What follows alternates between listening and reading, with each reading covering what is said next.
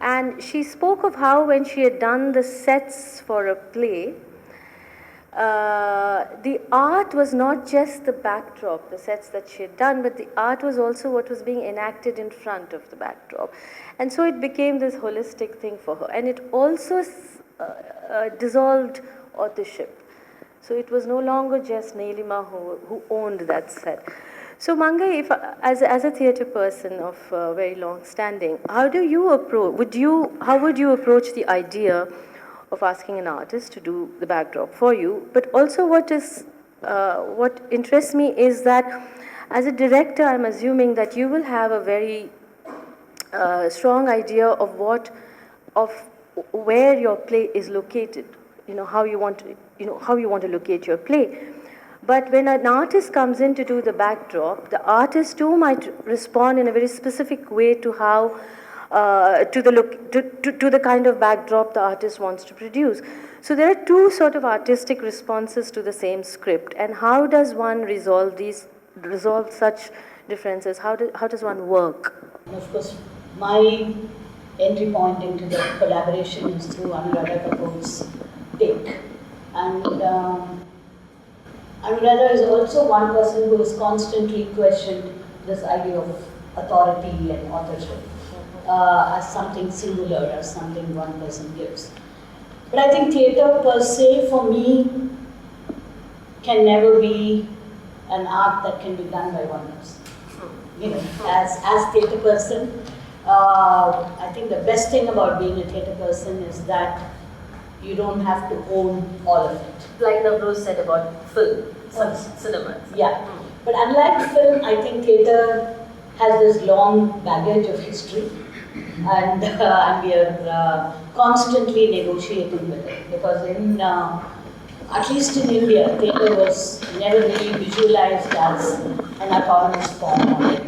It was part of music and dance. So we don't have an opera or a ballet as specific forms, but they're all interconnected.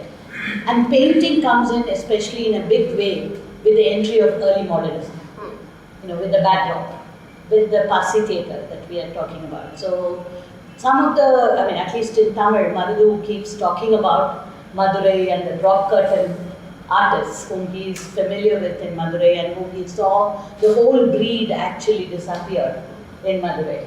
They all most probably became poster artists, cutout artists, and the rest later. In fact, Tara has a documentary film on these artists, signboard artists as they are called. So the actual use of painters to interact with theatre people came with curtains. And what Anuradha was trying to do was to recreate Jaishankar Sundari's life, the Gujarati female impersonator's life. And she was trying to do it as part of Indian theatrical convention. And the role, how do you really enact a female body? And what is the art in it? And how do you really build it up? And she herself has written extensively about it. And in her work, she goes back to Ravi Varma, and Nilima is actually trying to reproduce Nilima's take on Ravi Varma, which actually becomes the wings of the play. So you have the Ravi Varma reproduction of Nilima's, Ravi Varma's woman, leaning on to that flower vase or something, which forms the backdrop on the side. But the main curtain in the center is done by Bhupen Kalkar, who breaks all those forms. So that particular production, I think, to me, it was mind blowing. I was way too young, and I could never really think of such collaboration as possible. But it took years for them. So they were making the whole curtain. And Bhupen and Nilima had to work together. But the script also evolved with Geetanjali together. And so Anuradha talks about how this kind of collaboration becomes possible because of some shared vision.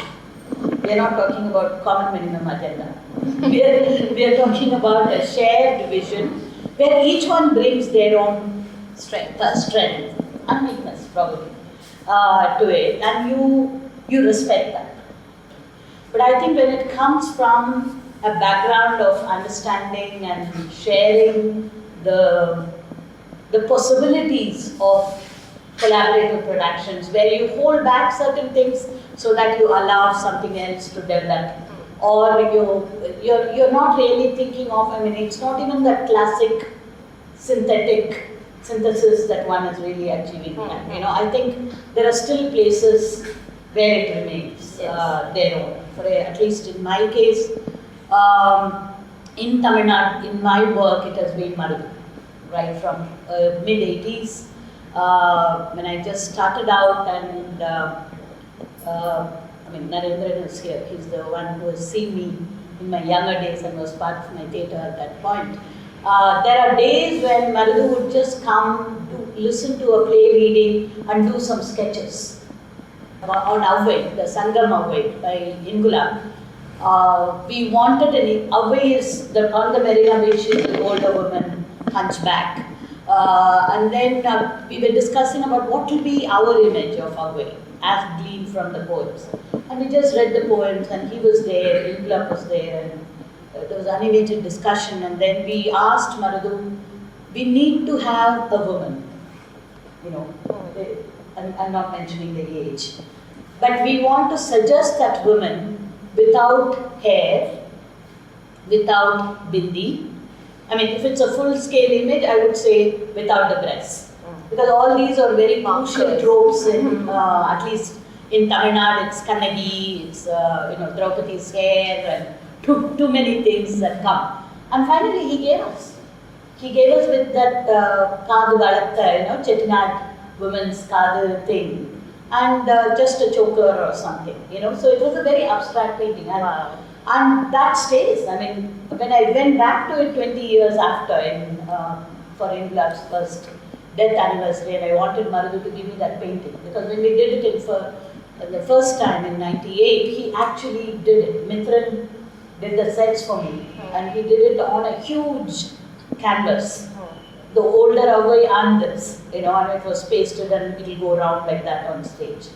But then he said, Mangal, I can't do that huge painting now, and he of course gave me an image, and then we had to do it on a vinyl kind of painting. But he did the same thing for me for Buddhist Manimeli, which is again an epic. Of course, there's a lot of literature tropes, and then he said it was Amravati collection. He took all of us to the museum, and I mean, one time I fell in love with Madras Museum with all my differences and grievances that I had. Lovely collection, especially of Amravati. And so he literally gave me the Ganika on the one side, which is the family to which Manimekle is born, and the Buddhist nun, which is what she became, and the tree in the middle. You know, so, and these things came even before I had started blocking. So sometimes I felt, in fact, I had asked Marudhu, how do you see it? You know, because it almost felt like he was seeing it earlier. You know, he was seeing it much before, because for me, it needs to be in flesh and blood. I want the artist. So in the process of doing, sort of working on these things, the masks and the other aspects of the set, it is a way for them to be completely immersed in the play. In the play, in the character, sometimes guiding them through that. Because for one of our plays, Marudhu trained them to do the face paint themselves. So he gave us his painting and then put a mirror, gave the colors. He said, do that.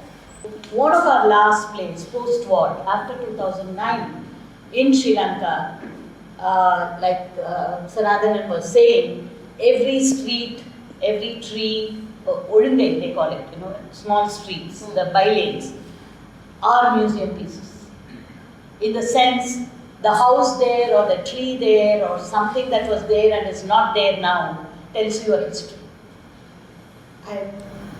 I don't think there's anything more powerful, you know, than to do that. So somewhere I feel, like Vasu has said right at the beginning, you know, there's a line that interconnects all the work. You know, I see that there is an interconnection, and there is no way one is high art or low art or exactly. Chandra. Some of the leading works of Chandra's early years, right, in the early women's movement in the 80s was to create posters. Preeti, if I might come to you with dance, is it more difficult in dance to find this sort of collaborative experience? Yesterday I was at a performance where they had tried to incorporate Aboriginal cultural forms with Bharatanatyam, and for me it didn't work at all. It was sort of very artificial, the grafting. It was, you know how sometimes you graft an organ and the body rejects it? For me it was a bit like that. So I just wanted to know how difficult it is, Preeti. So having said that, it's an ephemeral form compared to painting or film or photography or even text. If you, never to reduce theatre to text, but then there isn't the word. There isn't the word even with its tyranny.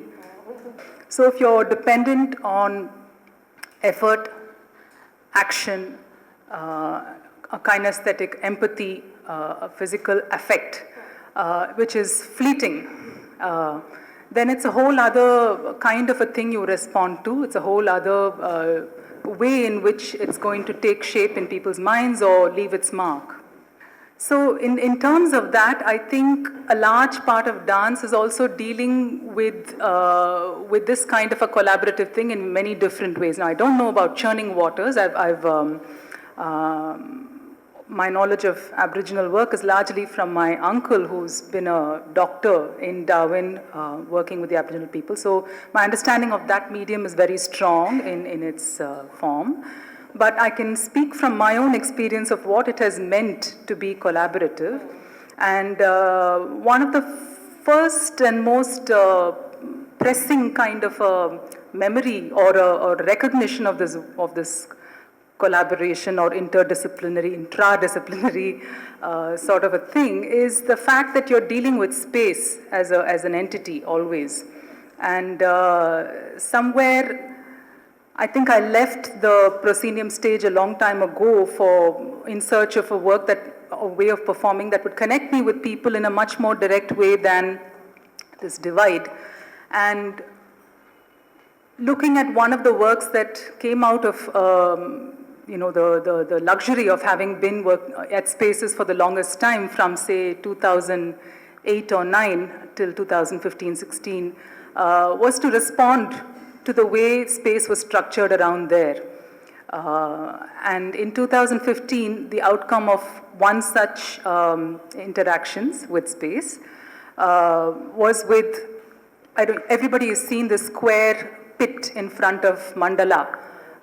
It's Dashrath Patel's installation, artwork. And, it's open to the skies, and there is this enormous vertical thrust, which becomes almost this invisible column of energy that's in front of this massively beautiful stage, which is the place that everyone is familiar with, having seen, so many seminal works happen there, the place having been filmed so extensively. So, the pit has its own, that vertical thrust became something of a response. It's a pit, it's 1.5 feet deep, it's 20 feet by 20 feet. And it gave rise in a bunch of us the need to jump, to explore the physicality of jumping. So that kind of a physicality born out of a reaction to this vertical access to a space is one of the things that I think of when we speak about this business of responding. And like Mangal said, it's not,